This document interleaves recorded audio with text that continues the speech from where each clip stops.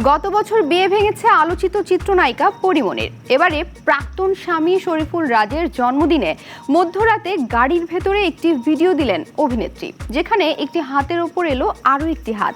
কয়েক সেকেন্ডের এই ভিডিও দিয়ে অভিনেত্রী লিখেন, নতুন করে প্রেমে পড়লাম। ভক্ত অনুরাগীদের বেশিরভাগেরই প্রশ্ন, সত্যি কি প্রেম করছেন পরীমনি? আর নতুন প্রেমিকই বা কে?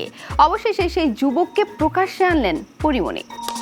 অভিনেত্রীর এই ভিডিও প্রকাশ্যে আসার পর থেকেই শোরগোল সমাজ মাধ্যম জুড়ে। তবে কি ফের প্রেমে পড়লেন অভিনেত্রী? যদিও রাজের সঙ্গে বিচ্ছেদ হওয়ার পর থেকে ছেলে পূর্ণ ও মেয়ে প্রিয়মকে নিয়ে তার জীবন, সে কথা স্পষ্ট জানিয়েছেন। অভিনেত্রী আরও জানান, তার সন্তানেরাই তার জীবনের একমাত্র প্রেম, অন্য কোনো প্রেমের জায়গা নেই। এছাড়াও বিভিন্ন সময় সাক্ষাৎকারে নায়িকা জানিয়েছেন, অন্য কোনো প্রেমের জন্য আর সময় নেই তার। সেই ভিডিও দেখে নড়ে চড়ে বসেন তার ভক্ত শুভাকাঙ্ক্ষীরা। তাদের মতে, তাহলে কি সত্যি সত্যি আবার প্রেমের সম্পর্কে জড়িয়েছেন পরীমনি? আর যদি সম্পর্কে জড়িয়ে থাকেন, তাহলে সেই মানুষটিকে কি, তার পরিচয়? এ ধরনের যখন নানা প্রশ্ন, তখন বিষয়টি অভিনেত্রী নিজেই স্পষ্ট করলেন। একই সঙ্গে সেই মানুষকেও আনলেন প্রকাশ্যে। আমি আবার প্রেমে পড়েছি বলা সেই যুবক তার নতুন কোনো প্রেমিক নন। জানা গেছে, সেই যুবক দেশের একজন কোরিওগ্রাফার এবং একটি ফ্যাশন প্রতিষ্ঠানের স্বত্বাধিকারী। পরীমনিও তার ফেসবুকে সেই ভিডিওটি আবারও সামনে আনলেন। বোঝাতে চাইলেন, আদতে ভিডিওটি করা হয়েছিল ভক্তদের চমকে দেওয়ার উদ্দেশ্যে এবং মজার ছলে। আসলে পুরো বিষয়টি ছিল শুধুমাত্র একটি প্র্যাঙ্ক। ফেসবুকে পুরো ভিডিও পোস্ট করে ক্যাপশনে লিখেছেন, প্র্যাঙ্কটাকে একটু বেশি হয়ে গিয়েছিল।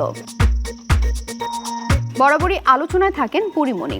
ঢালিউডের এই তারকার পেশাগত জীবন ছাপিয়ে বরাবরই ব্যক্তি জীবন সামনে চলে আসে। প্রেম, বিয়ে, বিচ্ছেদ, উদযাপন সবকিছুতেই যেন পরীমনি আলোচনার একটি নাম। কয়েকদিন আগেই ওটিটি প্ল্যাটফর্ম হইচইয়ে মুক্তি পেয়েছে পরীমনি অভিনীত রঙিলা কিতাব। ওই ওয়েব সিরিজে ভিন্নভাবে ধরা দিয়েছেন পরীমনি। থ্রিলার ঘরানার গল্পে নির্মিত এই সিরিজে একজন অন্তঃসত্ত্বা নারীর ভূমিকায় দেখা গেছে পরীমনিকে।